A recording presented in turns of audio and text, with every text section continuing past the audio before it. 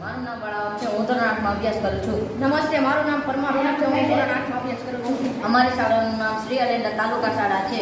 આજના સીઆરસી કક્ષાના બાળ વૈજ્ઞાનિક પ્રદર્શનનો મુખ્ય વિભાગ science and technology for sustainable future.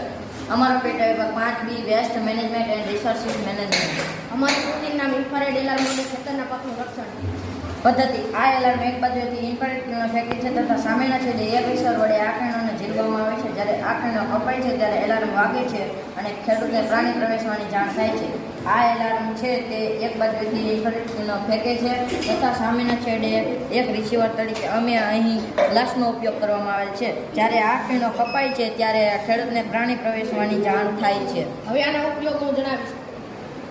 આ એલાર્મ એક બાજુએથી એલાર્મ વડે ખેતરના પાકને નુકસાન કરતા પ્રાણીઓથી બચાવી શકાય છે. આ સિસ્ટમનો ઉપયોગ ખેતરને ફેન્સિંગ કરવાના ખર્ચને નિવારી શકાય છે. ઘણા ખેડૂતો